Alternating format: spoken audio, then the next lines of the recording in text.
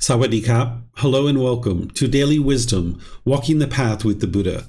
Today is our group learning program, and I'm going to be guiding you in a breathing mindfulness meditation session. Then I'm going to open up to any and all questions that you have. Whether you're in Facebook, YouTube, or Zoom, you can ask questions by putting that into the comment section, or in Zoom, you can raise your hand electronically, unmute your mic, and ask any and all questions that you like. We're going to first do the meditation by starting with some chanting to ease down into the meditation. Then I'm going to provide some guidance. Then there's going to be a period of time where it's just quiet and we're all meditating together. Then we're going to come out of that with some more chanting. And then that's where I'll just open up to whatever questions you guys have. So welcome to all of you, whether you're joining for the first time or you're joining regularly. If you'd like to chant along, you're more than welcome. And then, as I mentioned, I'll be back with the guidance afterwards.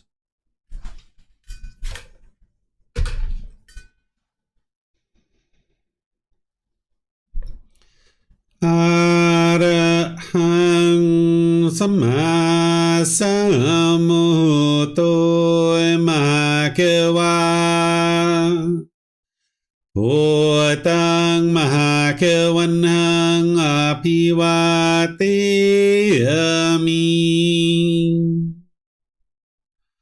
Savakato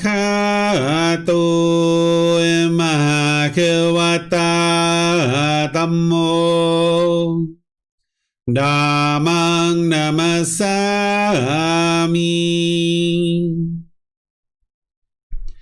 Supatipano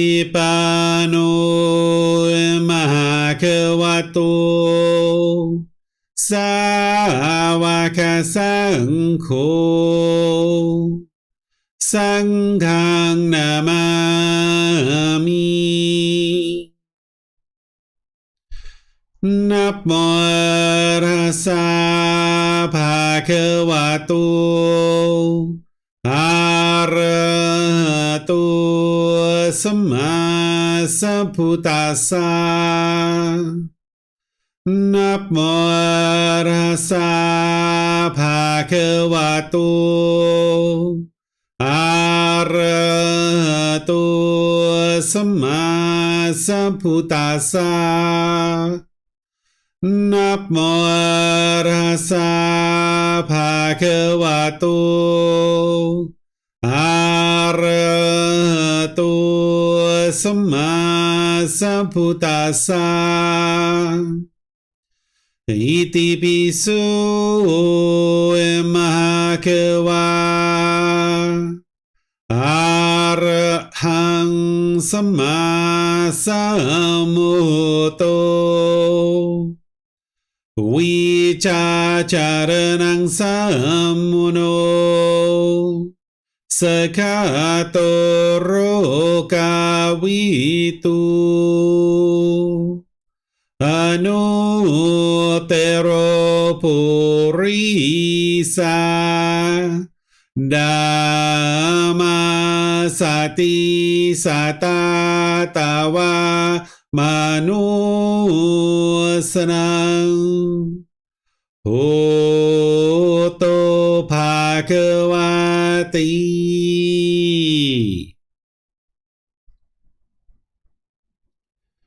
Okay, with the lower body and hands and arms comfortable, and the upper body erect, just close the eyes and start breathing in through the nose and out through the nose. Here you're just looking to establish the breath. A nice, natural, steady, consistent breath. Not forced or controlled, just a gradual inhale through the nose, experiencing the full breath. And then whenever you're ready, exhale out through the nose. Breathing in and out.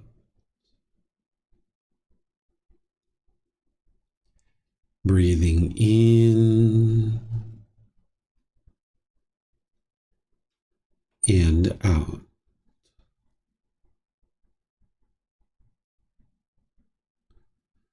Your breath may not match up with the guidance that I'm providing, and that's okay. This is your practice. I'm just here for guidance. You can use this voice as a reminder that whenever you get to the next inhale, breathing gradually through the nose, developing a nice, natural, steady, consistent breath. And then whenever you're ready, exhale out through the nose, experiencing the full breath. Breathing in and out. Breathing in and out.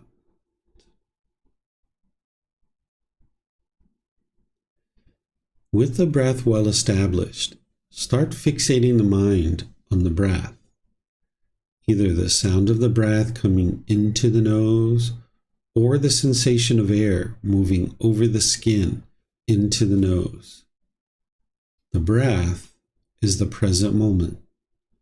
Fixate the mind on the breath, the present moment. Breathing in and out. Breathing in and out.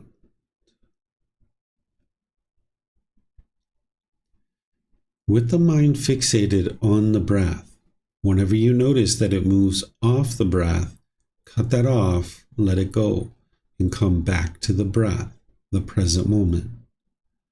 No need to observe the thought, label it, judge it, analyze it, or even try to figure out where it's coming from. Whenever you notice that the mind is moved off the breath, cut that off, let it go, and come back to the breath, the present moment. Breathing in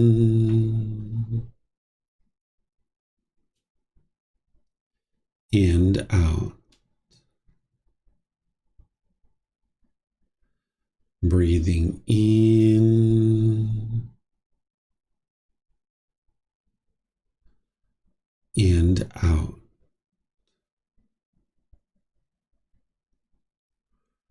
I'm going to be quiet now and let you do this work of focusing on your breath, cutting off and letting go anytime the mind moves off the breath.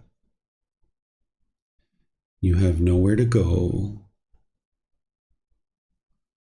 There's nothing to do. No one needs you right now. This is your time to focus on the breath. Breathing in and out.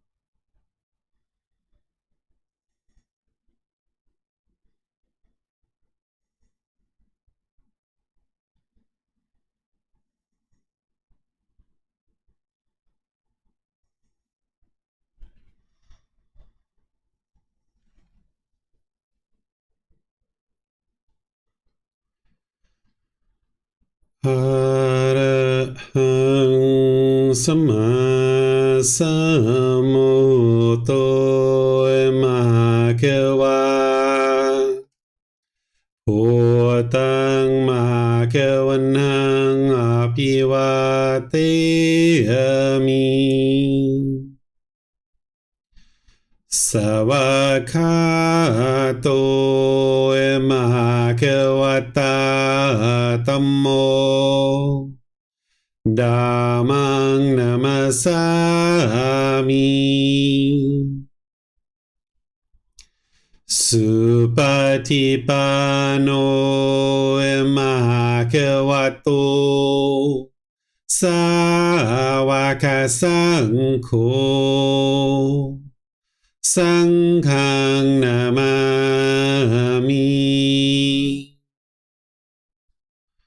Namo Tassa Bhagavato Arahato Samma Sambuddhassa Namo Tassa Bhagavato Arahato Samma Sambuddhassa Namo Tassa Bhagavato Arahato Samma Sambuddhassa Iti piso Bhagava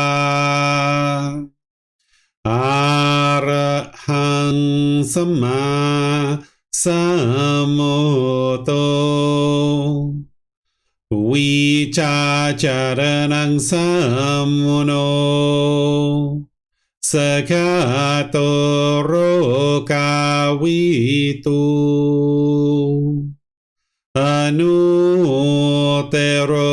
Purisa Dhamma Sati Satatawa Manusrang Bhutto Bhagavati. Okay, if you guys would like to slowly make your way out of meditation. Once again, welcome to all of you guys. Nice to see all of you guys in class today, whether you're joining on Facebook, YouTube, or Zoom, or whether you're maybe listening to this on the replay. What I'm going to do is just open up to any and all questions you guys have.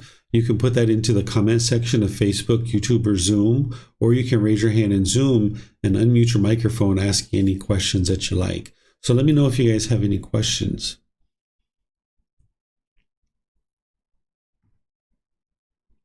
Okay, it looks like Ted and or Kristen have a question. Go ahead, guys. Hey, David. After my poorly chose joke earlier on about being excited, I was thinking, it made me think of, this is very off the topic of meditation, but it made me think of using words like great or horrible, as opposed to say good or okay.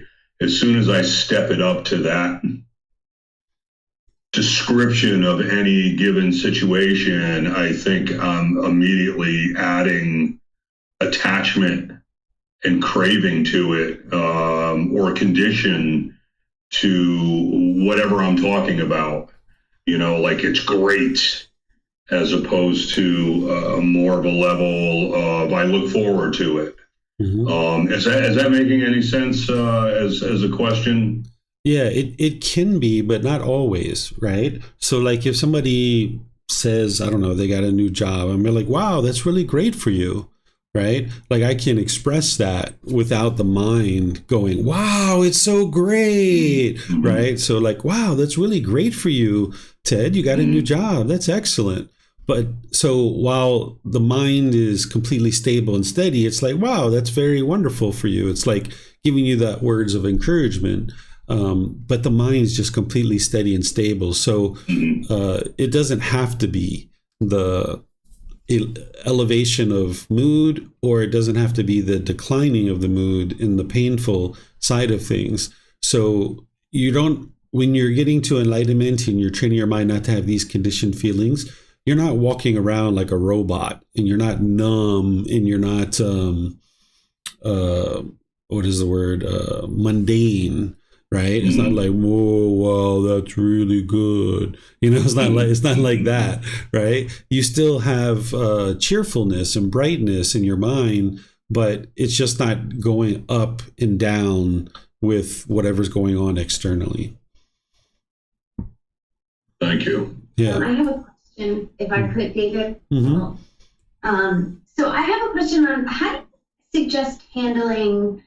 I have a good friend who talks. She does a lot of the yada yada yadas, and she's been this way for as long as I've known her, and it's been like 25 years. She's a very close, good friend, and she's kind and sweet, but the conversations will tend to kind of just, she'll take off and just keep going in all these different directions, and it's hard to sometimes kind of rein her in. And I've been trying, and I think I offended her the other day by doing so. I just kind of was sort of, when she started doing the yada yadas, talking over me. I usually just stop and will listen, and then she'll continue doing it. But this particular day, I tried to kind of stop it, but I think I offended her. And so I'm just trying to find the best way to kind of navigate that without without hurting anyone's feelings, but also not being sort of a prisoner in someone else's yada yadas. Yeah. That makes sense. Yeah. Okay. The first thing to make sure you know is you can't actually offend anyone. If someone feels offended, it's from their own cravings, their own expectations. So of course she's not going to understand that, but as long as you understand that, then you don't have any guilt or shame that you've experienced or created any experience for her. You can't create an experience for her within her mind. It's just not possible. So first, keep that in mind. Then in terms of helping people like this, it sounds like she's been a friend for a really long time. The Buddha talks about in his teachings that if there's someone in your life that you think will heed your advice, that it's wise to try to establish them in the Four Noble Truths. You just need to be able to do that skillfully, because they can get to the point where they're averse to what it is that you're saying. Or you also have to be careful that it's not your own craving that's coming through. So if you've sat there many a times in her yada, yada, yada, and you know that you're just fine and content sitting through the yada, yada, yada, now you know that there's no discontentedness in your own mind. That's a good time to potentially try to help this person. And there's many different ways to do it. And it really comes down to their personality and your personality. It's not just like a one size fits all kind of thing. And sometimes you try different things and see what's kind of working and what's not working. So if you tried something and you felt like it didn't really work so well, maybe you can share what you did, and then we can go from there. So we were talking, and usually what will happen is, a conversation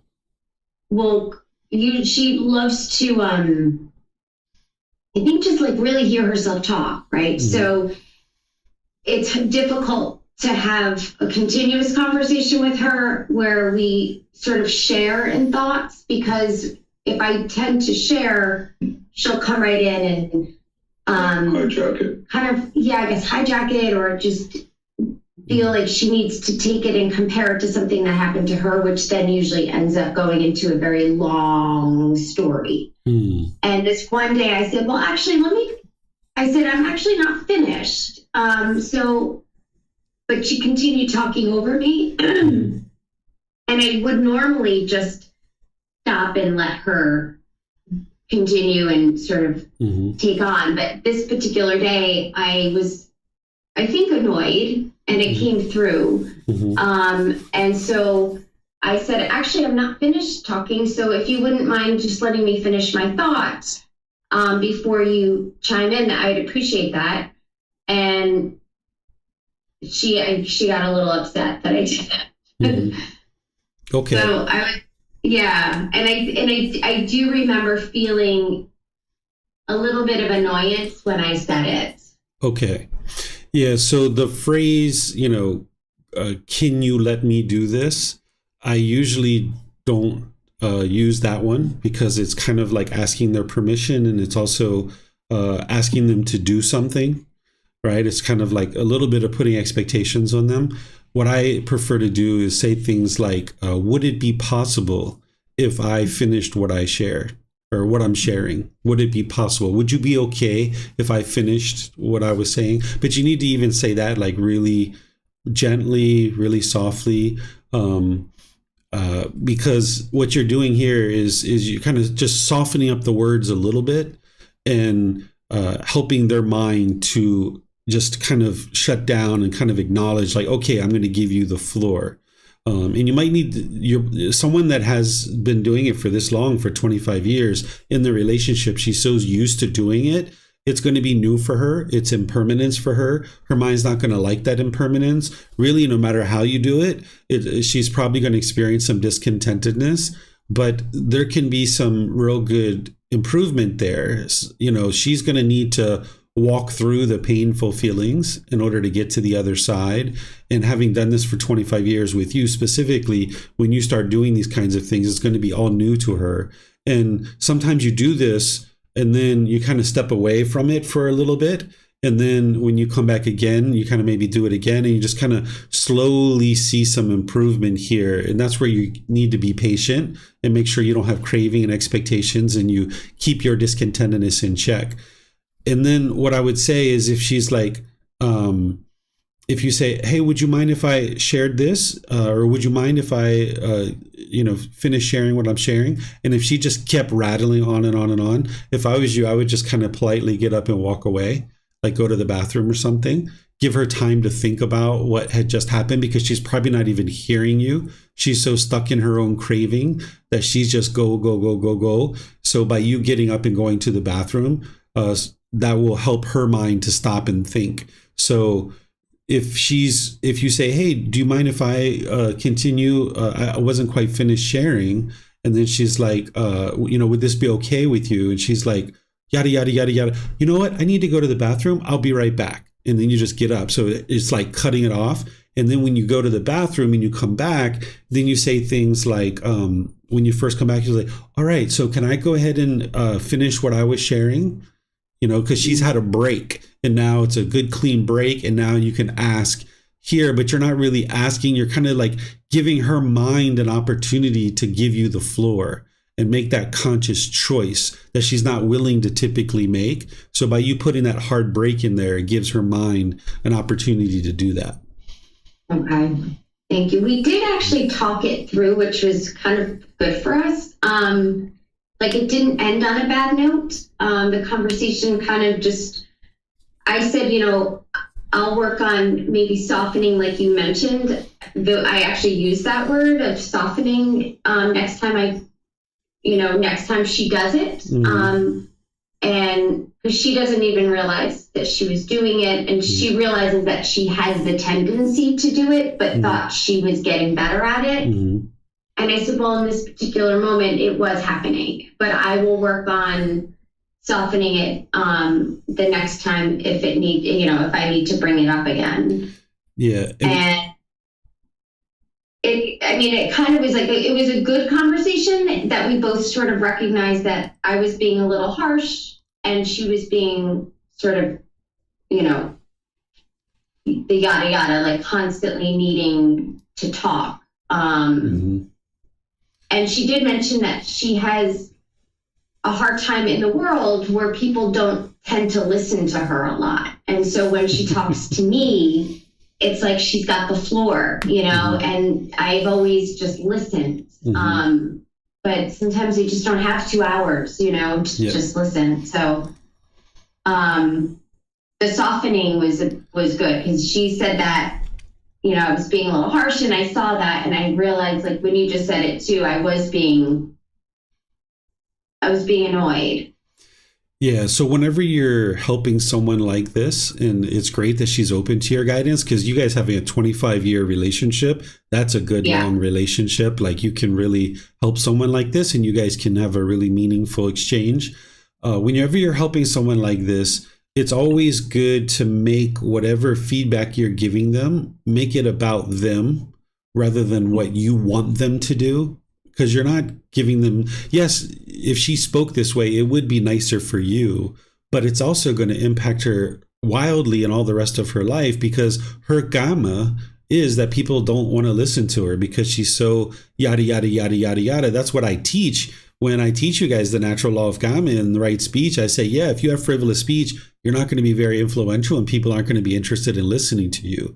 And that's her gamma. So when you're giving her this feedback, it's important not to say like, I want you to do it this way, or I expect you to do it this way, or our relationship would be better if you did it this way. Like you don't want to like put yourself into it. You always want to leave it in their hands and say, you know, if you chose to speak like this, you're going to find that you have better relationships, that people are going to listen to you more. You're going to have more satisfying and fulfilling conversations. And this is something that's going to benefit you in your life. Right. So you make it about them rather than like you imposing expectations on them because you're really giving them feedback that's going to help them in all parts of their life, but they don't really understand it, that's what you're doing. So you need to be very explicit about it when you're giving them the feedback so it doesn't come off as you putting expectations on them. Because if it comes off that way, what you're going to get back is you're going to get expectations back from her. Where she's going to, you know, say, well, I don't like it when you're sitting this way, or I don't like it when you're doing this or that. So you're not interested in having it come off as an expectation from you, but more as feedback for her that's going to help her in all parts of her life in a loving and caring and compassionate way that you deliver it to her. And if you can't deliver it with loving kindness and compassion, it's better not to talk about it that day or that moment. And just wait until your mind has the ability to speak with all 5 factors of well-spoken speech. Okay. Thank you, David. Mm-hmm. You're welcome.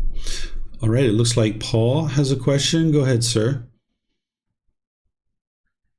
Yes, David. On the same topic of speech and conversations, you know, like when we're kind of conversing in this environment, you know, with you and the group, it's a lot easier to maintain, you know, a middle way state of mind.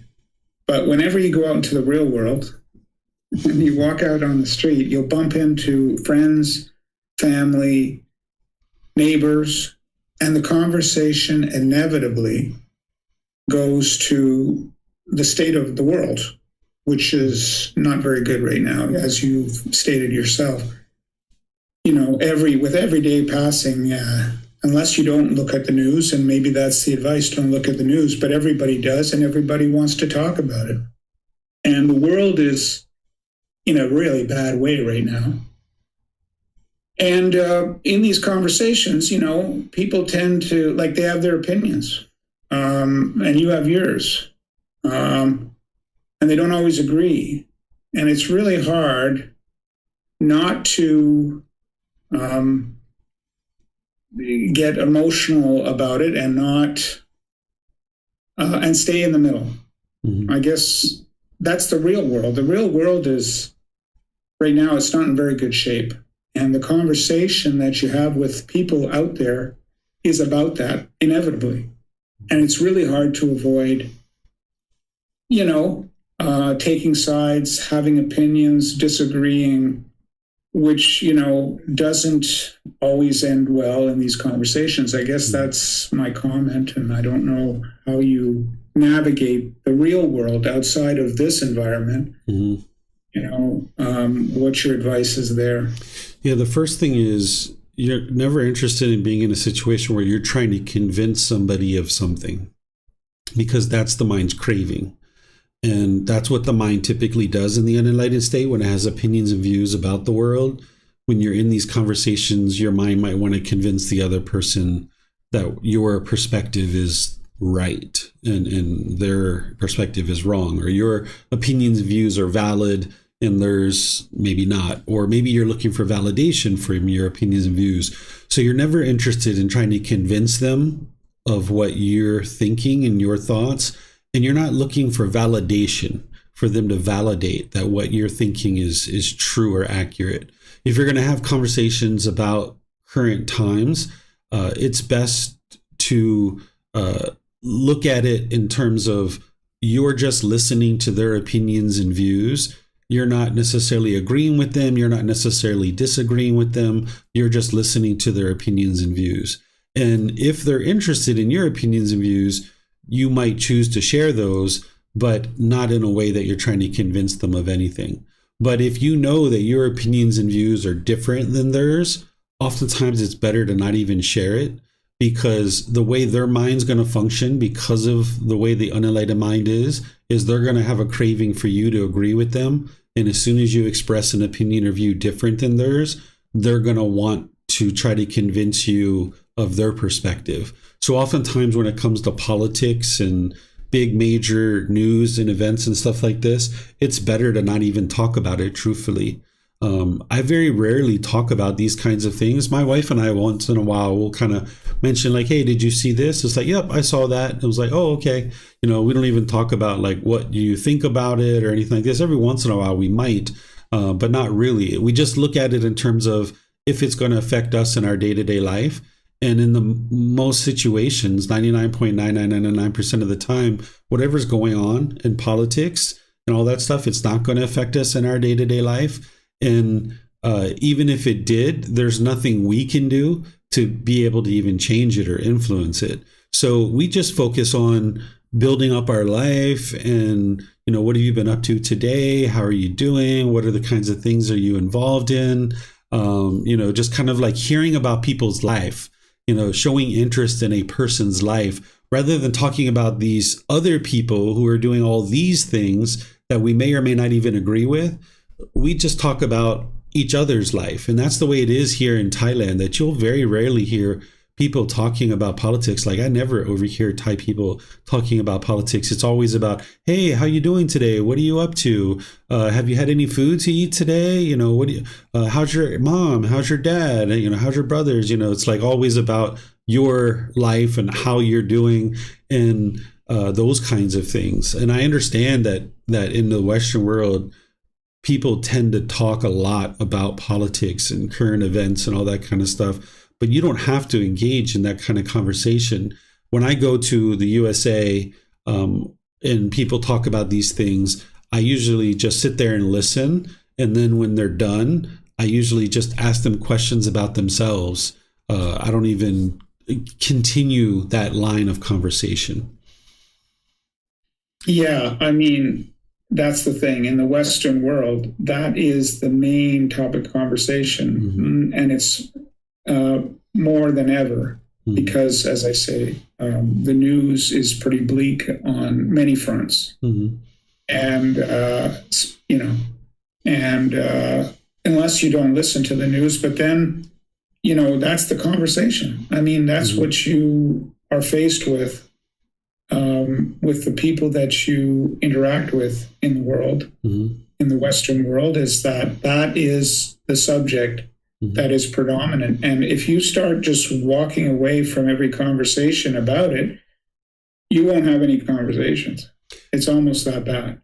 Yeah, that's why I suggested to you to talk about them personally and ask them questions about themselves, because normally people really enjoy talking about themselves in their own life. So people will tend to really enjoy talking with you if you ask them questions, because then it gives them the floor to talk. Because for me, I don't need to talk about all the politics or the wars or any of this other kind of stuff, because I see what's going on. I hear what people are reporting is going on. I don't need to hear, countless opinions about that. Even when I watch the news, typically when they're reporting what's actually happening at the very beginning of the segment, I listen to that.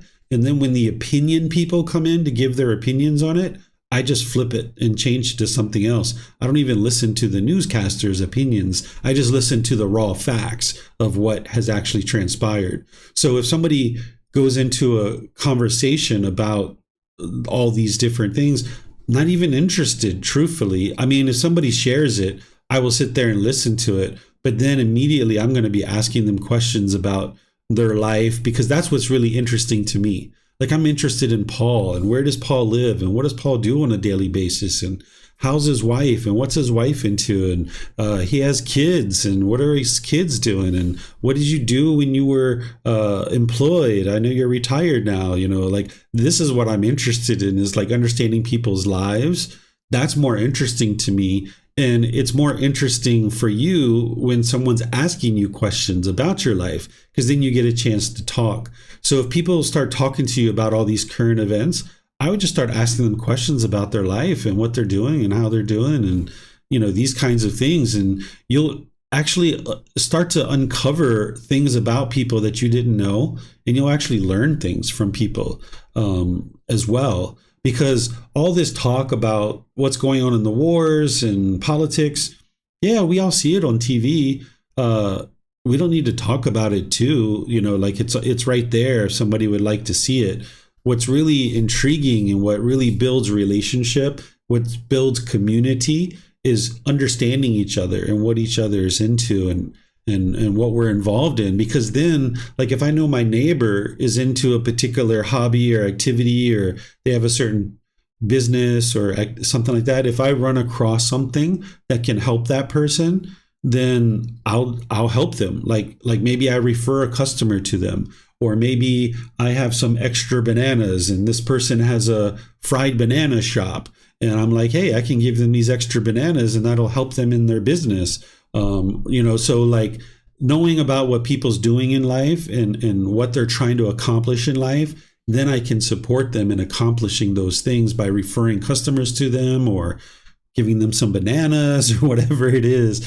That's more uplifting and supportive of a community than just talking about all the wars and politics and all that, because that stuff's going to happen regardless of what you talk about with your friends. So that's what I would encourage you to do, is just change the subject to something else by just asking them questions, and then you'll find that'll build relationship much better.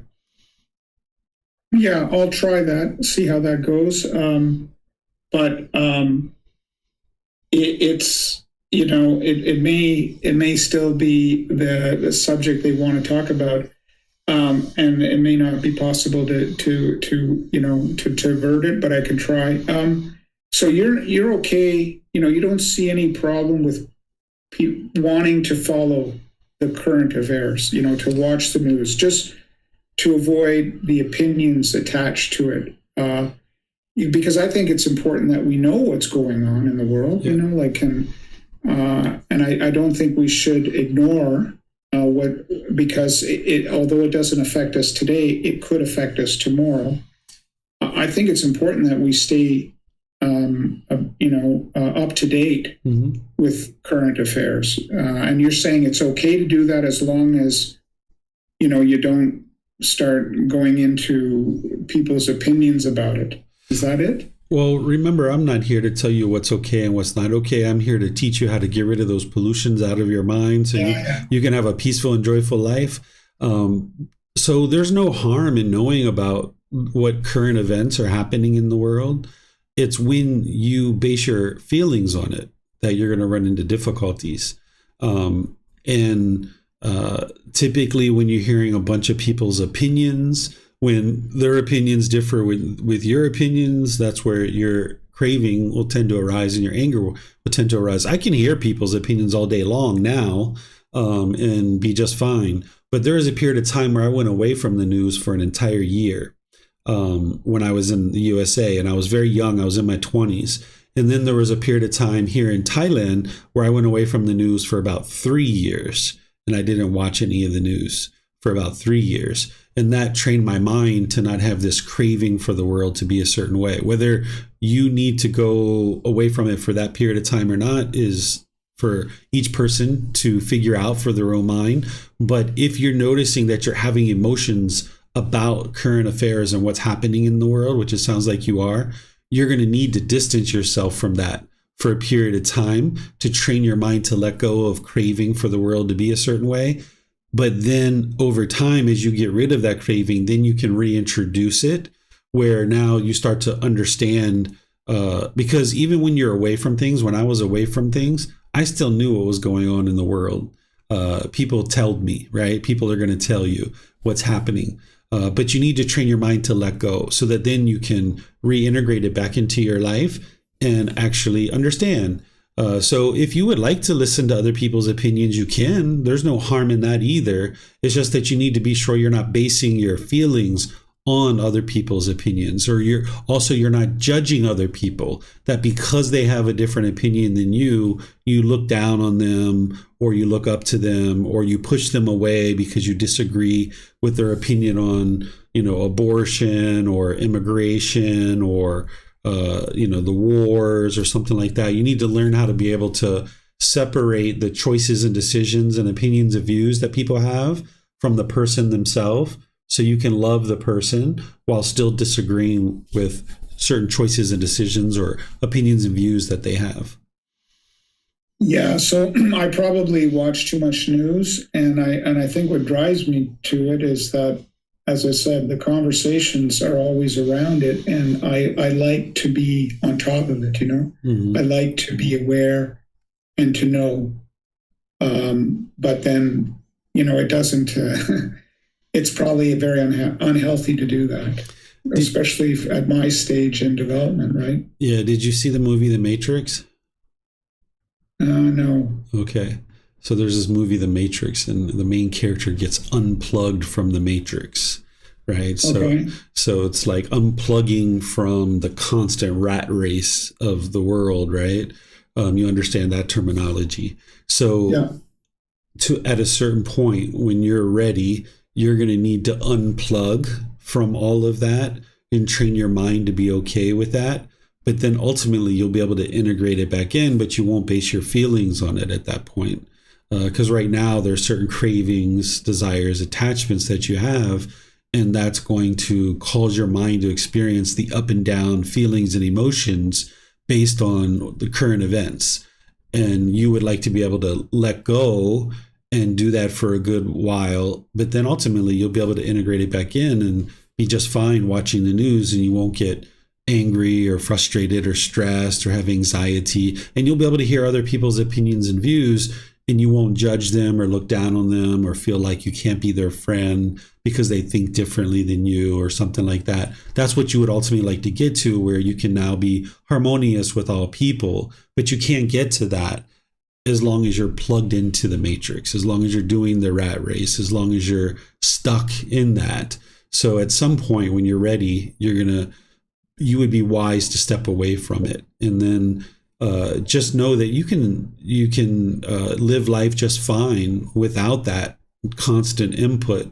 But then ultimately, there's no harm in knowing about current events. That's where there's what you do during your training period, where you're training your mind to eliminate a craving. And then there's what you're going to be able to do long term. So during the training period, you probably need to step away from it. But then long term, you'll be able to pay attention to current events, but your mind just won't be attached to it, and you won't be forming your emotions based on it.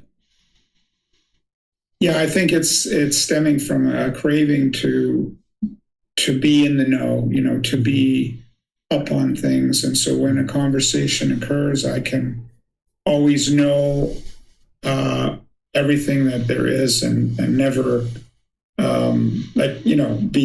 be the one who knows what's going on.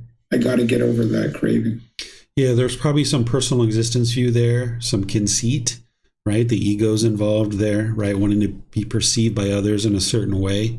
So if you get your arms around the Eightfold Path first, really build that up, then when you start approaching those fetters and working on those fetters, you'll be more comfortable to let those go. And if you start to learn how to have conversations about individuals, the people that you're talking with, this will actually go over much better for you. And it'll probably feel odd at first. It'll feel strange. You might even kind of stumble into the conversations when you first start having these kind of conversations. But more and more, they'll be more and more interesting to you, and they'll be more intriguing to you. And your friends will probably even like it too, because you guys will understand each other as human beings better. because you get to know each other better rather than talking about other people. And then this also ensures that you're not gossiping and slandering and things like this as well, because there's probably some of that involved.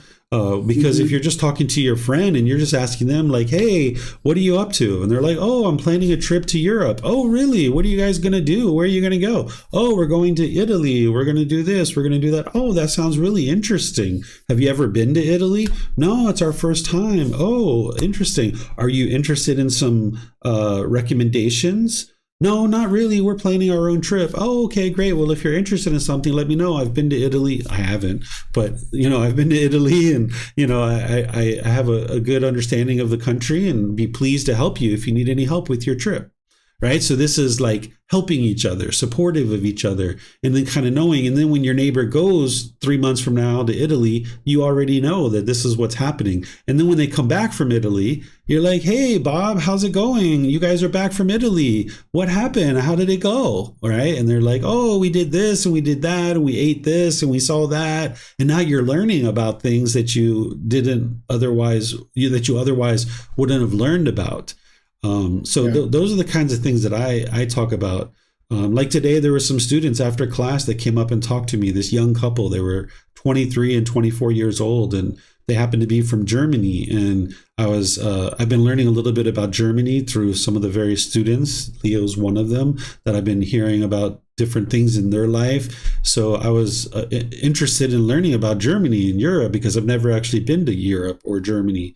And I was asking them some questions about their life because they had this long conversation that they're asking me about the Buddha. And then I was like, oh, let me ask them some questions about Germany and life in Germany. And we had a great conversation. And nothing came up about politics or anything like that because it was more about individuals getting to know each other rather than all the things that everyone else in the world's doing. Like, let me know what you're doing. I would be interested in what you are doing. Yeah. Yeah. No, good point, David. I'll try that. I've always known, I've always been told that best way to have a conversation is to ask people about themselves. Yeah. And this is even without the teachings. It is good advice, and I'll try to steer clear of the more problematic conversations and hopefully not offend people when I just are unwilling to discuss it. If they don't want to talk about something else, then I just walk away. Yeah. And like I shared with Kristen, you can't offend anyone. So if they're talking about politics, usually they're going to have a craving, right? They're going to be talking about politics or current events. Usually let them go with that just a little bit, just to get their craving out a little bit. And you can learn patience, right? And you can learn to train your mind to listen to other people's opinion and not feel like you have to share your opinion. That's really good to teach your mind to be restrained. So now you listen to them for a little bit, whether it's 3 minutes, 5 minutes or whatever. And then you just politely excuse yourself. You say, hey, you know what, Bob, I need to go in the house and take care of something. It's been nice talking to you. Hey, we'll catch up another time. I'm interested to hear more about your trip to Italy. We'll see you later. Right. And then you head off. And now like you've left them with like, oh, Paul's really interested in me. Right. And now, you will be probably the talk of the neighborhood because everybody knows like Paul's interested in me and I get to talk and share things with Paul. So different people have learned about these natural laws in one way or another. So like when I said like people enjoy talking about themselves, this is something that your mind has already been exposed to in other disciplines and other situations. So now when you hear it from me, you're like, oh yeah, that's the truth for sure. So you'll have a lot of success with this if you talk with people about themselves. And you'll learn tremendous things about the world. Like I learned from this young couple a few things about Germany today. And now Leo's probably going to quiz me on it. Yeah. All right. He hasn't asked a question. Oh, there's this question. Okay, yeah. I'll let you go then, David. Thank you. I know he has questions. He doesn't show up unless he has questions. That's fine. Thank you. All right, Paul. Take care. All right. Leo, what's your questions? Hello, everyone. I think you should visit Italy one day, David. It's a beautiful country. I'm sure. I'm sure I'll be visiting plenty of countries by the end of this life. No, it was just interesting for me to talk about or if there's a possibility to give someone else a little bit knowledge about about craving, desire, attachment, about the cause. And I recently had a few conversations where we stepped into the teachings of the Buddha, or we somehow this topic came up. And often the people then ask me questions about it. And sometimes I'm a little bit, I don't know if overwhelmed is the right word, but a little bit not sure if I'm really in the place to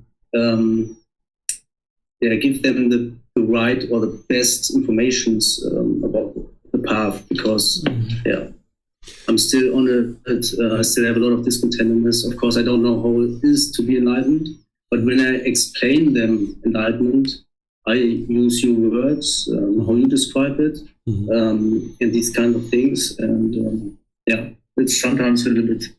Yeah. Sometimes afterwards, I think a little bit, maybe I did talk too much, or was it maybe? And sometimes maybe there's a little bit craving inside of it. So. If someone asks you a question about the path and you don't know the answer, the best thing for you to do is say, I don't know. That's really good for the ego, right? Just to say, I don't know the answer to that question, but if you're really interested, I can give you some contact points to get access to the resources and a person that could help you. So that's one way to handle it, right? If somebody asks you a question and you kind of know, you can try to answer, but if I was you, I would preface it with, I can share with you what I know about this topic, but just understand I don't know everything there is about this topic, but I can share with you what I know. And if you're interested in information beyond what I know, then I can connect you with somebody that can help you, right? This is a really good way to do it. Yeah, that's right. Maybe I could bring this up more next time in a more clear way, as you shared. The Buddha calls this preserving the truth. So that whenever you say something, and this is good for Paul and probably Ted and Kristen too, and anyone else who's listening, the Buddha teaches the teaching, he talks about it as preserving truth. That whenever you talk, you essentially say things like, well, in my opinion, or based on what I know, based on my experiences, right? Because if you share something and you know that your mind's unenlightened and you don't fully know the truth yet, there could be something that you're saying that isn't actually true. And 2 years from now, 2 months from now, 2 days from now, you could find out that what you said is actually not true. And now if the person comes back to you and you didn't preface it with something like that, and you just said blah, blah, blah, blah, blah, blah, blah, and they come back to you like, hey, that's not true. And now you haven't preserved the truth. The way you preserve the truth is you say things like, well, in my opinion, or based on my experiences, or based on the things that I know, here's my thoughts, right? So now when they come back to you and they'll be like, hey, Leo, I found out this other information. That's where you can say, oh, well, that was based on the information that I had at the time. And yeah, I can see this new information and thank you for sharing that with me, or something like that. So you and I had a conversation like this not too long ago when you were asking me about the fetus and when the mind comes into the womb, and you had different information than what I had. And I don't know if you remember that the way that I shared, as I say, based on what I know, based on my understanding, this is a great way to preserve the truth. So you can do that when you're talking about the teachings of the Buddha, but you can do that when you talk about any topic whatsoever. Because this will help you to have good conversations with people, because if they ever come back to you in the future and say, hey, I found this information that's different than what you're sharing, it's like, of course, that they're going to find different information because of impermanence. Whatever your thoughts are on any particular topic, there's always 50,000 other opinions on that same thing. So because of impermanence, you would like to always account for that when you're talking, where you don't talk in absolutes. If you talk in absolutes, right away you're speaking a falsehood, because there's no ability for it to be an absolute in most situations. Unless it's something like, I can say with 100% certainty, I can say, if someone's discontent, they have craving, desire, attachment. That's for sure. I wouldn't say in my opinion, because I know that this is true with 100% certainty. But if somebody said, where's your wife right now? I would say, well, as far as I know, she's in Connecticut. But I really don't know 100%. You know, she could be in Massachusetts. She could be in Vermont. You know, so if someone gets off the phone with me and they call her and she's like, hey, I'm in Massachusetts. Well, if I say, you know, based on what I know, this is preserving the truth. So you would like to do that with pretty much, you know, all things that you're talking about. And this is the way that you can ensure that you're speaking the truth, and you can preserve the truth this way about any particular topic that you're discussing, whether it's professional or personal or what have you. Okay. It could be that I haven't paid so much attention to that. I think sometimes I use that, what you're sharing, but there might be situations where I mistakenly didn't mention that.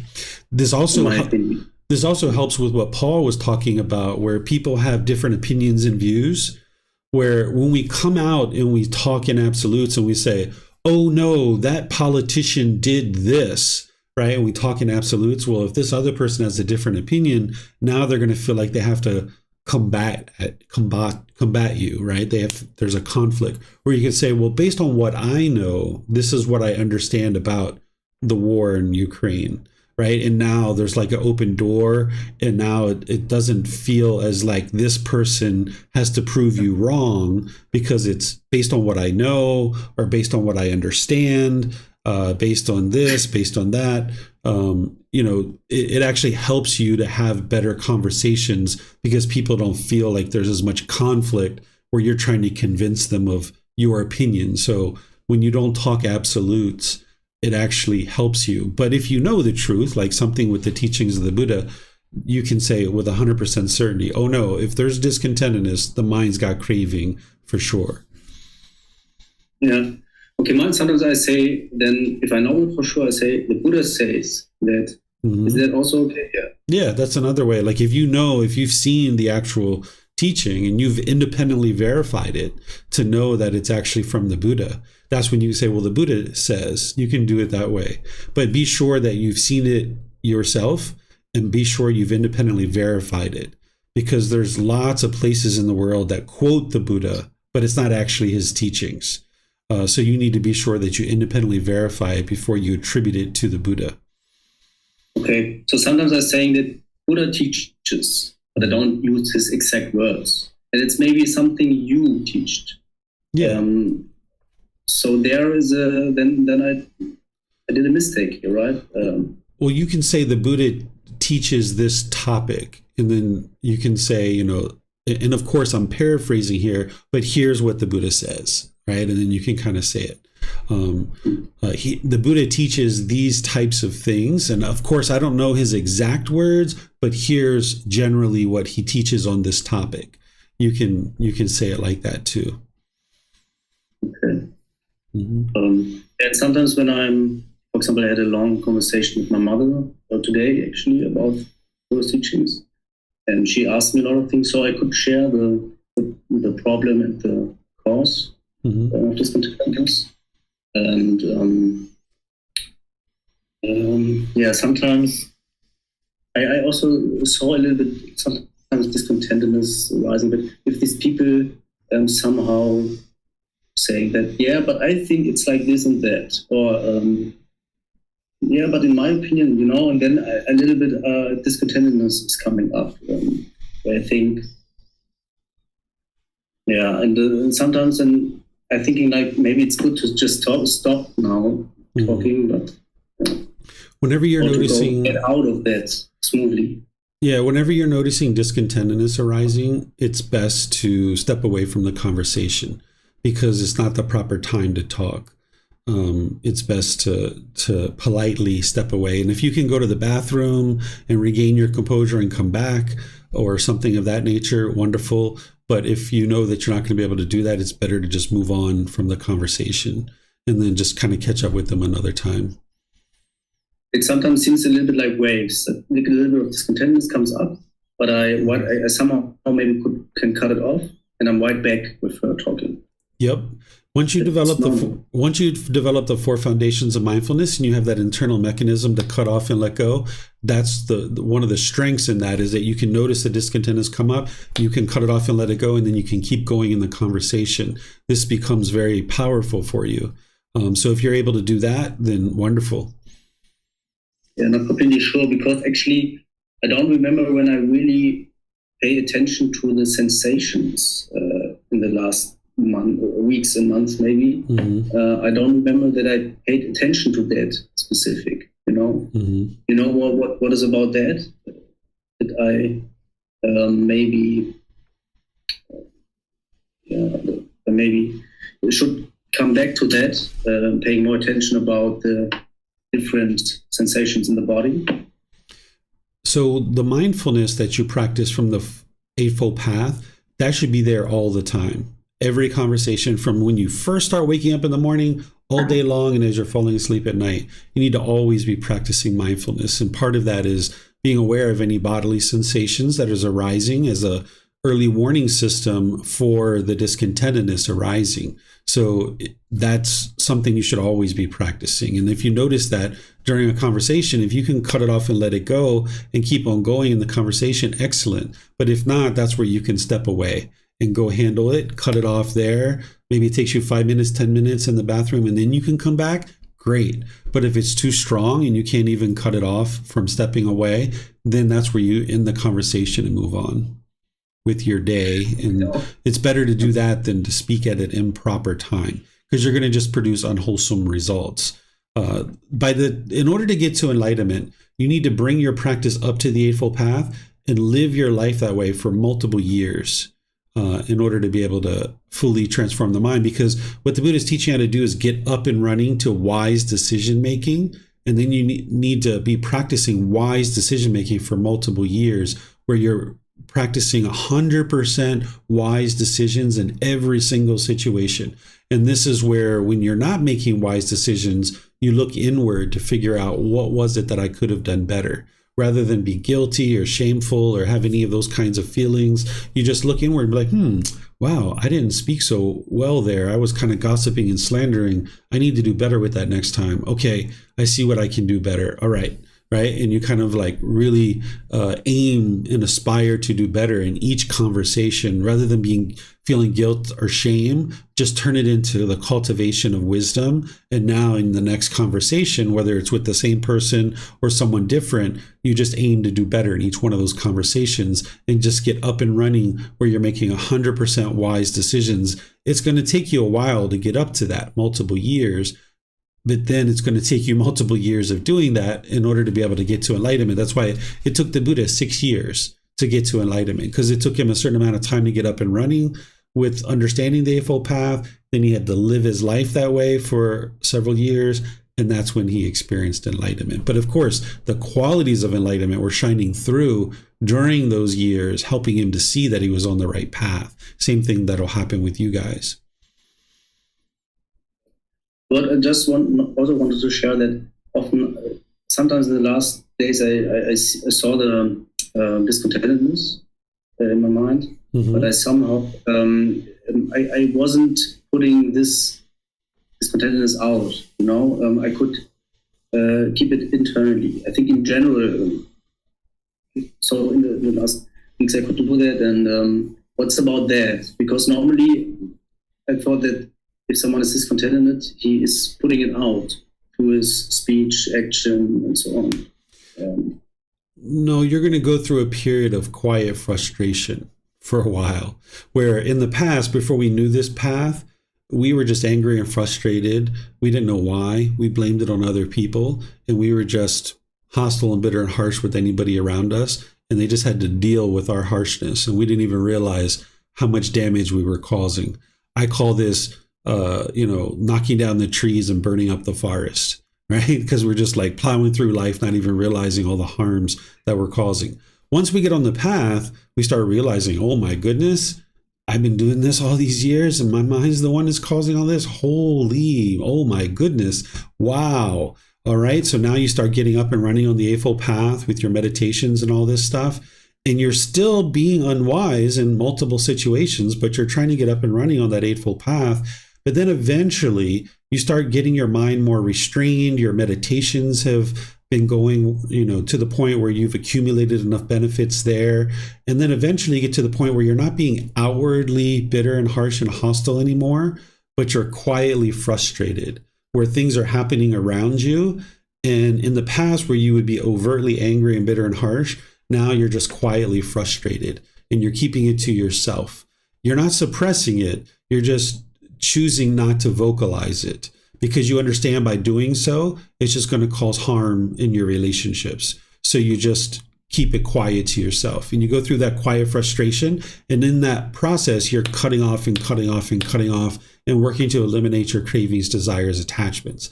Then if you keep going with that for an extended period of time, eventually there won't even be the quiet frustration anymore, because the cravings, desires, attachments are gone.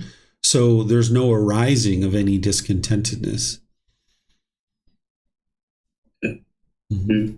Just once again about the sensations. Mm-hmm. As I shared, I don't pay attention to that arising. I don't have the guard that, there's some tingling in the chest or something. Is it normal that I don't have it? That's what you're working. That's what you're working on building, because what you're building is the 4 foundations of mindfulness.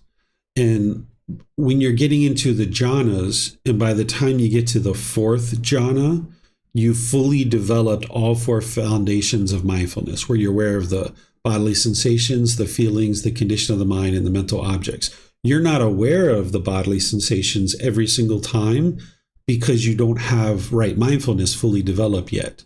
There isn't enough wisdom in the mind. There hasn't been enough maturity of the mind, cultivation of the mind. But if you keep practicing the Eightfold Path, which includes the meditations, but practicing mindfulness all throughout your day, over time, you will build the 4 foundations of mindfulness where you're able to practice those effortlessly all day long. So the fact that you don't have them just indicates that the mind isn't as trained as it could be, and that if you keep going with the Eightfold Path and developing your mind, you will ultimately move through those jhanas, where by the time you get to the 4th jhana, you will have fully developed the 4 foundations of mindfulness. So it's normal that somebody who hasn't trained their mind yet doesn't have the 4 foundations of mindfulness. That's what you're working on building, that particular factor of the Eightfold Path. Okay, so I will put my focus more on that, because I haven't done it actually. Okay. Yeah, that's what you do. Is if you know the Eightfold Path really well, and let's just say you've got right intention mastered, right, and you're really practicing that well. You never really want to convince yourself of that, but let's just say you got that, and let's just say you even got the moral conduct really going well. Well, now maybe you need to pay attention to your mindfulness and really work on that for several weeks. Just work on building that. Even though you're still practicing all the other factors, you're really honing in on right mindfulness to really develop that. So there were times where I would be working on right speech, and I was just working on one criteria of right speech for like 2 or 3 weeks, like speaking at the proper time. I used to interrupt people a lot, or to a certain degree, and I would spend, a couple of weeks, 3-4 weeks, maybe even, just working on speaking at the proper time, and that's it. And that's all I was working on. Even though I was still practicing all the other things that I understood and that I knew, I really honed in on that one aspect and put it under a microscope. So if you need to put your right mindfulness under a microscope and really hone in on that, then do that. And you do that for an extended period of time, and that's going to help you to build that up, which is ultimately then going to help you with your moral conduct and everything else. Okay. Yeah, I think I have to pay attention to that. And I think to the meditation then as well, breathing mindfulness meditation, because the breathing mindfulness meditations are not really deep, I would say. They are a lot of long thoughts, normally stories, and very rarely that I be mindful and back to the breath. So I don't see, actually right now, I don't see a big difference to first when I began studying that. Maybe this is also a reason why the four foundations of mindfulness are not really developed, or the holy sensations, because my breathing mindfulness meditation is so not really, I don't know. No. Yeah, this is connected to, if you remember the meditations you were doing before you came to study with me, those weren't really developing your mindfulness in the way that they could have been. And that's now you trying to work on developing it. So it's okay. You are where you are. Don't feel like you're in a race. Don't feel like you need to judge your meditations as good or bad. It just is what it is. If you keep having confidence in the teachings and stay dedicated, then if you keep doing that, you're moving in the right direction. It's just that the mind needs to mature and get more and more cultivation. Do I need to put some more focus on something here? The meditation, maybe on the sound of the breath out of the nose and into the nose? Should I make more put in my mind before I start meditating? I should pay attention to that, because it seems when I'm meditating, I'm forgetting to pay attention to the sound in the out breath. Yeah, I can't tell you because I'm not inside your mind and I don't know what's going on during your meditations, but just based on what you're saying to me, that makes sense to me. So that's where each individual practitioner is their own individual journey, where a teacher is just a tour guide pointing out for you what you need to learn. And you've just figured something out about your meditation, that your mind isn't so focused during meditation. And if you're telling me that your mind is not so focused during meditation, and would it be wise to then focus more? Yeah, sure. But I can't tell you whether that's what's going on in your mind and these kinds of things. But based on what you're telling me, yeah, it makes complete sense to me that you would do that. But I can't initiate that kind of guidance because I don't know what's going on inside your mind. But when you share it with me, I can confirm, yeah, you're on the right track there. I think it is. Yeah, you're welcome. Okay, I see Paul has his hand up, but I'm going to answer some questions here on Facebook and YouTube first, Paul. Let's see, Mayu Lee saying, teacher, my mom and I do talk about what's going on right now in the world, but we use it to reflect on the words of the Buddha. Is that wise? Yeah, that can be helpful. Like that's what me and my wife sometimes do, is we talk about the natural law of karma as it relates to current events. That can be really helpful for you to learn the natural law of karma. So that can be helpful for you.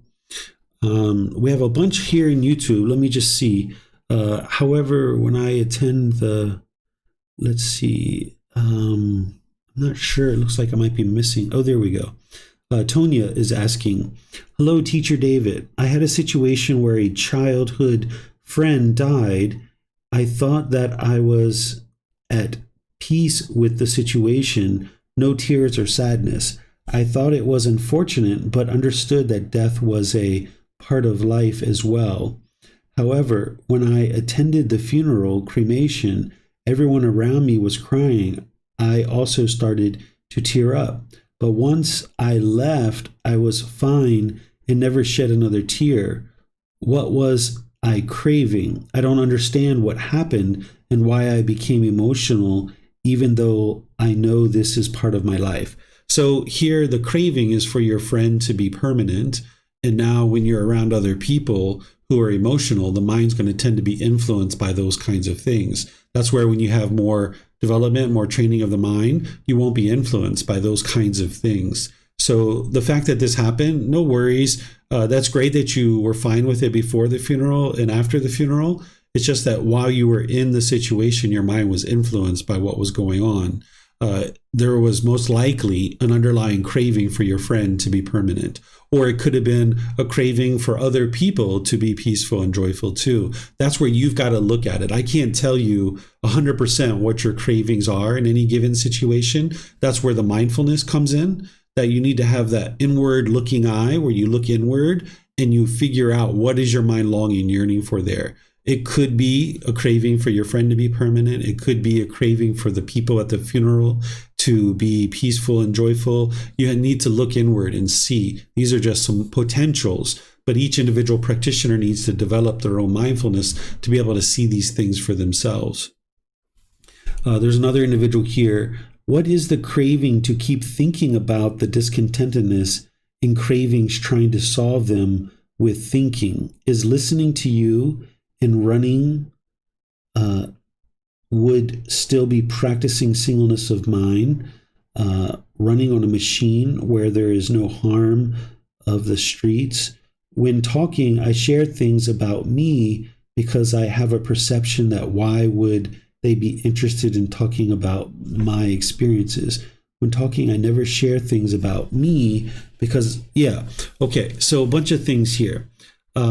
So oftentimes there can be craving in the mind to think about the teachings, and you need to be able to restrain the mind where you can come to the middle and you can think about the teachings and develop your wisdom without obsession. And then also, if you're having obsession, if the mind's all the way on the other side where you're never thinking about the teachings, that's not where you're interested in being either. You'd like to be in the middle where you can look inward and reflect and think about the teachings and cultivate your wisdom. That's what you would like to be able to do to come to the middle. Is listening to you and running practicing singleness of mind? No, that's not practicing singleness of mind, but sometimes that's where people are in their life. Like I have some students who are like single moms who have maybe 3 kids and they run their own business too. And all they can do in order to learn these teachings is actually listen to a podcast while they're doing their work, right? And that's just the only thing that they can do at this particular time. And that's sometimes where you're at. But you would ultimately like to get to the point where you're just doing one thing at a time.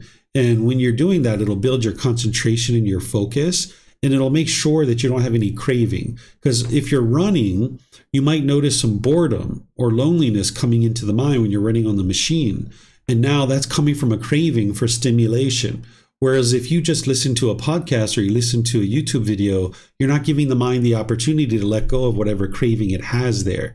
So you're going to need to go through an extended period of time where you're not listening to things and you're just running, finding your contentedness and joy there. And now, if you've done that for multiple months, and you notice that you can be just as happy, just as content when you're running as when you're not, and there's no loneliness or boredom or anything like that, and you don't have any stimulation like music or podcast or YouTube videos playing. Now, if you're running and you've built up your concentration and focus and you'd like to bring in something, you can bring in something because you know your mind doesn't have craving, desire, attachment there. But you're going to need to go an extended period of time without it. Just like we were talking with Paul about the news, you're going to need to do that with whatever stimulation you're using during running. When talking, I never share things about me because I have the perception that why would I talk about me because people aren't interested.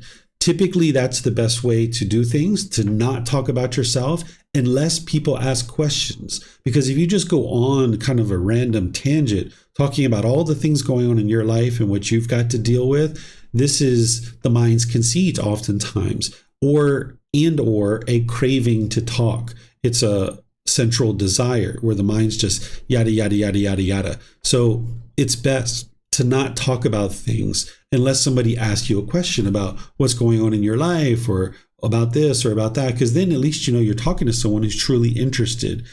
Otherwise, you might find yourself in a position of just broadcasting what you've got going on in your life. And again, this comes from central desire and this comes from conceit. And ultimately, people will just tune you out because they're not interested in listening to you. So I think that's everything online. So now we can go to Paul. Go ahead, sir.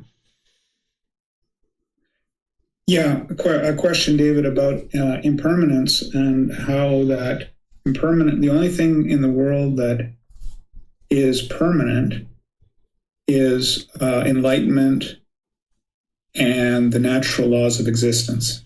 Did I get that right? You've been studying, Paul. Congratulations. Congratulations. Okay, good. Well, that's only the beginning, but that's page 1. But anyhow, I just thought I'd impress you.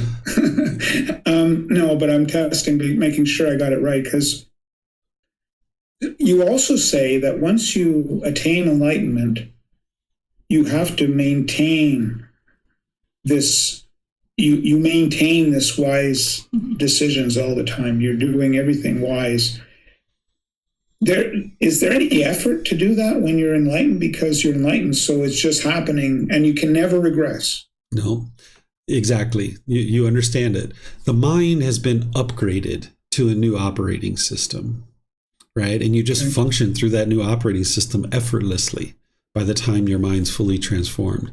And it's just like a computer system. Like, by and large, once you upgrade to a certain computer system, you can never downgrade your operating system. It's pretty much impossible. I'm sure there's probably some way to do it technologically, but for the most part, once you upgrade, you can't go backwards. It's the same thing with enlightenment. You've upgraded your operating system in your mind, and you're effortlessly practicing the teachings. Where to get to that point, it was a lot of effort, a lot of energy, a lot of work. But as your mind is getting to that point, you're just effortlessly doing it. It's kind of like, you can think about it like this. When we first learned how to brush our teeth, boy, was it challenging, because we had to think about every little stroke, and we had to maneuver the brush and all that kind of stuff. Where now we just don't even think about it. Just like, and we brush our teeth so easily, right? It's the same kind of thing. Like, when you're first starting to learn these teachings and you're trying to get up and running on this new operating system, it's a bit cumbersome and it's a bit challenging. But once you get up and running on it, it's effortless. And this is where your mind has laid down the burden, and there's so much peace and joy in the mind because it is effortless. Because being unenlightened actually requires a whole lot of effort. It's really hard to be unenlightened because you're constantly tripping over your feet. You're constantly having difficult relationships. You're constantly being stressed and having anxiety. So sometimes when people tell me it's really hard to get to enlightenment, I usually say it's not easy and it's not difficult. But I'll tell you what is difficult is being unenlightened. That is very difficult. But getting to this enlightened mental state, it's effortless once your mind is fully up and running. And on your way to it, you'll have periods of time where you'll experience that effortless aspect of your relationships and interacting in your day-to-day life. But then something will be hard for you and challenging. And that's where you just know that you don't have wisdom in that particular area, and you need wisdom. And that's where you come to your teacher, you consult the books, you do these things, you build up your wisdom. And now that's not a struggle for you anymore. So like Leo coming to me and asking me about having conversations about certain things, and you asking similar questions. That's what you guys are doing, is you're building your wisdom of how to do that better next time. And you're doing the intellectual learning now.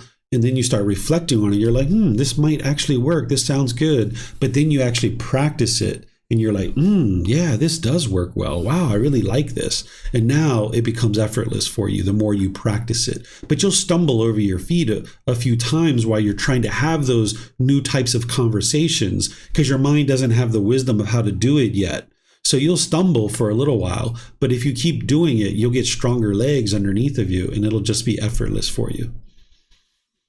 Oh, that's good. The other part of the impermanence question is, the second thing is the laws of existence being permanent. Is that, and I understand that you're referring likely to, or I'm sure you're referring to the law of karma. But are you also referring to the laws of science? The scientific laws, the laws that govern the way the universe operates. Is that also what you would refer to as laws of existence? I'm talking about the natural laws that the Buddha taught. Those are permanent, because once you understand them, and it's not just the natural law of karma, although that's kind of like the umbrella. Underneath of that, there's other things there like dependent origination and all these other things. But those are what I'm talking about that is permanent. The body of understanding that we have in science, it's constantly changing, because we discover something and we think this is the truth, and we quote it as the truth, and we even do scientific studies to try to replicate that, and we publish it in journals and all these other kinds of stuff. But then 5 years, 10 years, 20 years down the road, we discover something else that we didn't understand initially. And now we update our scientific knowledge about what we think about that particular topic. This is the evolution of human beings, that our scientific body of knowledge is constantly evolving. So that scientific knowledge is impermanent. But I'm sure there's particular things like, I don't know, like the theory of relativity and things like this that are probably quite solid, right? And that particular thing is most likely not going to change.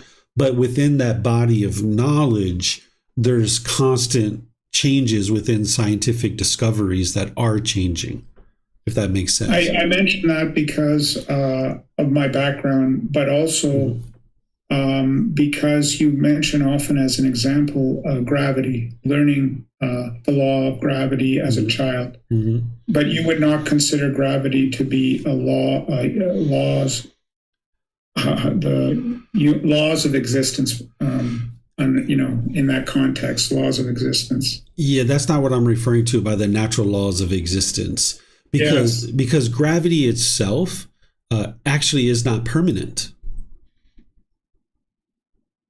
Well, it is permanent under the rules of that govern gravity. Like, it's there as so long as that this situation exists, that two bodies are within reach of each other, they will be affected by gravity.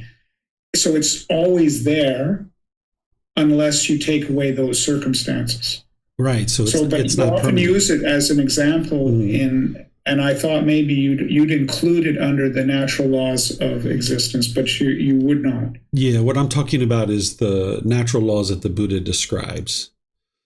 Anything. The only one I'm aware of is karma. I always get it. You say gamma, I say karma. It's spelled with a K. I wish it was spelled with a G, because I think you pronounce it like it's a G. And I always say karma because that's how I read it, but you pronounce it as gamma. Yeah, it's a Thai pronunciation because the Pali word is typically spelled with English characters, Kamma, but when we say it here in Thailand, we say Gamma. It's a little bit of a K and a little bit, probably 80% G with a 20% K in there. And it's a sound that doesn't necessarily exist in the English language. So I say Gamma. Okay.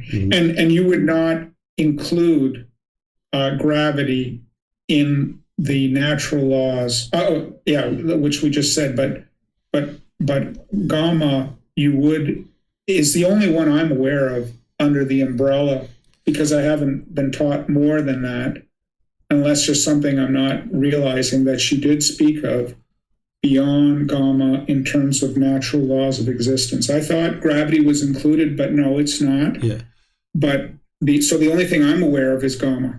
Yeah, you've been in the group learning program, so you haven't learned all the other things that are in the Pali Canon and English study group. There's more natural laws besides the natural law of gamma. But the natural law of gamma is like the umbrella. And we could even even though it's not part of the natural laws of existence, the natural law of gamma, which is part of the natural laws of existence, describes gravity, because gravity is a cause and effect, right? That's what the natural law of gamma is. So this overarching umbrella of the natural law of gamma encompasses everything that we experience here on Earth, whether it's gravity or the rotation of the Earth or any of these other scientific theories. I don't refer to those as the natural laws of existence because the Buddha didn't teach those things. And you don't have to know those things in order to get to enlightenment. What you're awakening to is the natural laws of existence, which is what the Buddha taught. But we can look at the natural laws of existence and we can see how scientific theories and scientific discoveries actually fit right within what the Buddha was describing. But he was talking about it more in a general sense, where scientific discoveries is more detailed. But that's not something you have to know in order to be able to get to enlightenment. So the natural laws this is what you need to cultivate wisdom about in order to get to enlightenment. And that's what you're awakening to or cultivating wisdom about. Okay, that's well said. I follow that.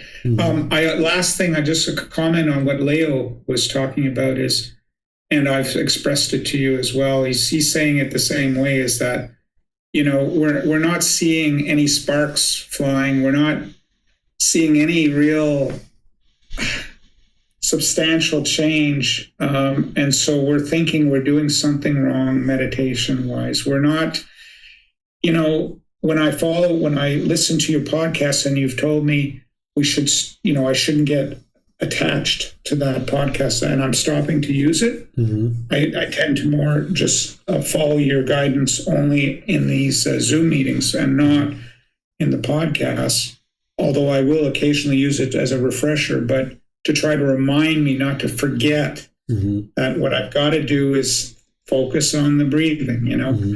But sometimes I think, well, I'm not doing it right because I often think that because I'm just not getting I'm not seeing any tangible proof that my life is improving. So I question, like Leo is doing. He's questioning, is it that I'm not focusing enough, or am I breathing too heavy? Am I trying too hard? Am I not cutting it off enough? Or, I'm doing something wrong because I'm not seeing any tangible results. I think that's what he's expressing, and that's what I feel oftentimes, is that I'm doing something wrong because I'm not really getting a change that I expected. Yeah. So first of all, you got to get rid of your expectations. First of all, get rid of any expectations. Next is understand that it's going to take you multiple years to get up and running with a solid meditation practice. You've been about, 8 months, 10 months studying with me. But there's some other things we're going to talk about here in a moment that'll help you. But, it's going to take you multiple years to get a well-developed meditation practice in the way that you really need to be able to practice. And then as part of that, it's important that you don't judge your progress on the path through your meditation. That's not the indication of whether you're making progress on the path or not. What's going to be an indication for you whether you're making progress on the path or not is how are you doing in your relationships with your wife, with your children, with your neighbors? How are your conversations going? How is the condition of your mind on a day-to-day basis? So don't judge whether you're making progress on the path through your meditation. That's not the indication of whether or not you're making progress. It's how is your condition of your mind on a general basis over the course of your days and weeks and months, and how are your relationships going? That's what you would like to look at. But then also the thing that you talked with me about that you do on the weekends, this is something that you really need to take care of. And I think you're already working on that. That's going to help you tremendously, because as long as you've got that going on, you're not going to see a lot of progress in your day-to-day meditations or your day-to-day relationships and all these kinds of things. So getting rid of that for a good 1 year is going to really help you tremendously. And that's what you're going to need is a good 1 year of that being gone in order for you to notice real significant improvement. But you'll notice gradual improvement up, even as you're going forward a few months with that. But once you get to 1 year of that being gone, then you'll notice more significant improvement. So that's more motivation for you to be able to let that go. Yeah. And not to mention the Eightfold Path, which I have to know inside out.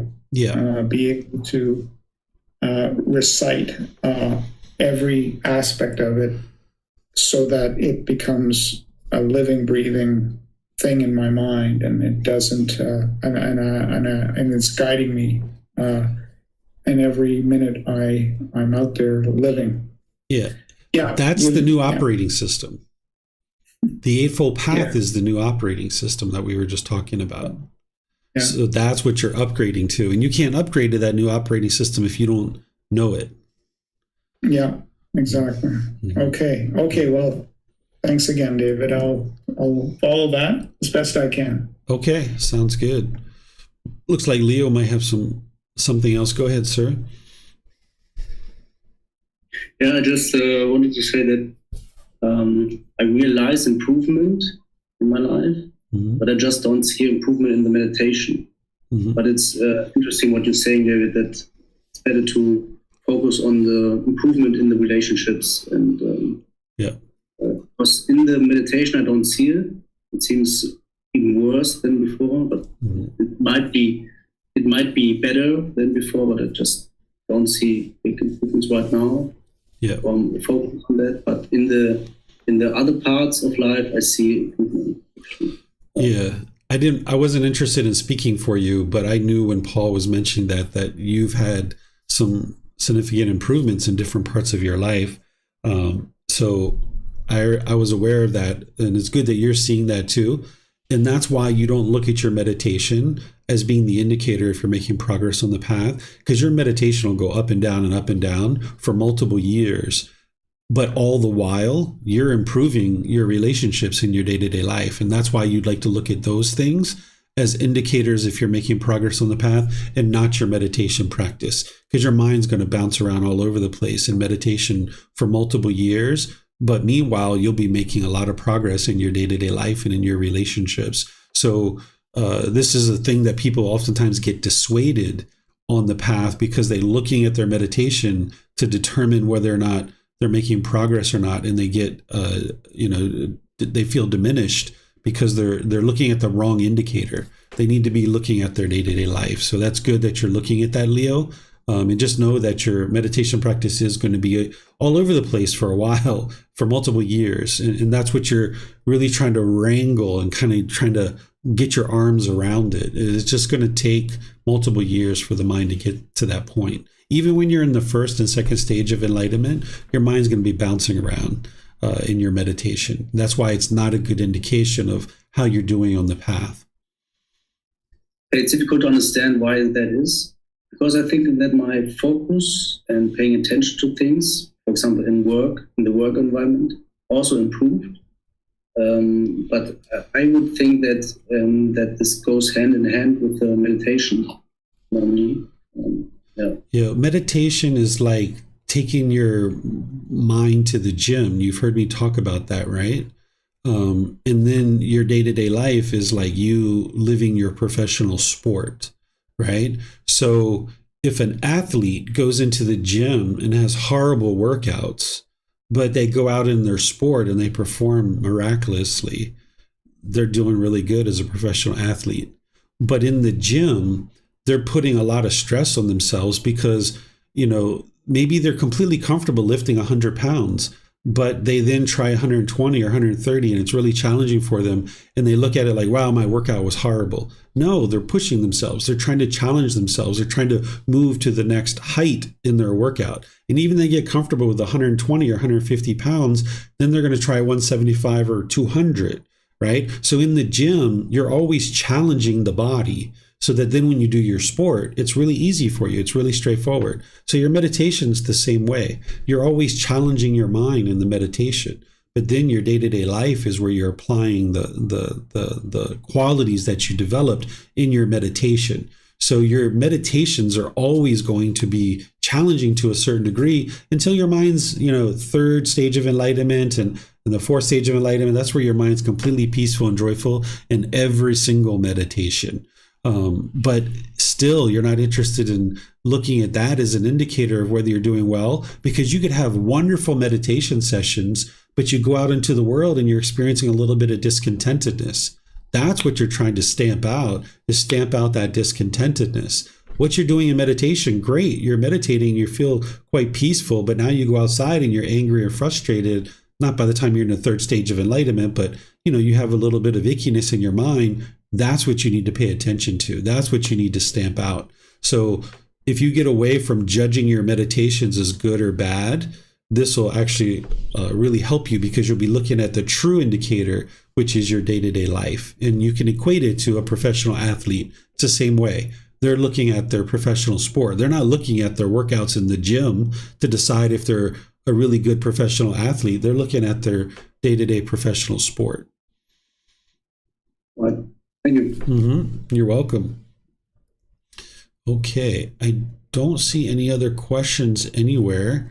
So I'm just going to end by thanking all of you guys for joining. Thank you for the conversation. This is great that you guys are diving in and using this time to really dive into this. And a lot of y'all's questions were kind of integrated with each other and kind of hitting on the same topic, but from a different angle. So this is a really helpful type of discussion. On Sunday, I'm going to be in chapter 13 of this book. It's titled Identifying Cravings, Cultivating an Analysis of the Mind, Cultivation and Analysis of the Mind. This is where we're going to teach you how to go in and surgically remove some of your cravings, desires, attachments. And then, of course, next week, we're going to be doing loving kindness meditation together because I'm just rotating those each individual Wednesday. So thank you all for joining. And if there's anything you would like to reach out for to get help, just feel free to reach out, whether it's live in these classes, whether it's the Facebook group, sending private messages, or scheduling personal guidance. You guys are always welcome to get help. So have a very lovely and wonderful rest of your day. We'll see you next time. Sawadee ka.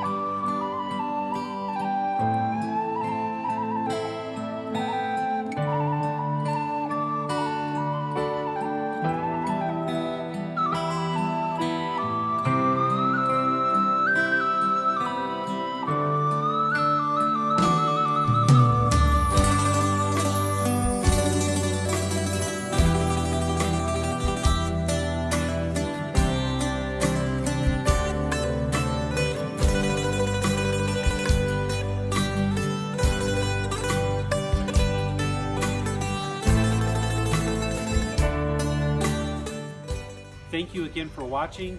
Enjoy your meditation. Look forward to seeing you online and answering any questions that you might have. Thank you so much.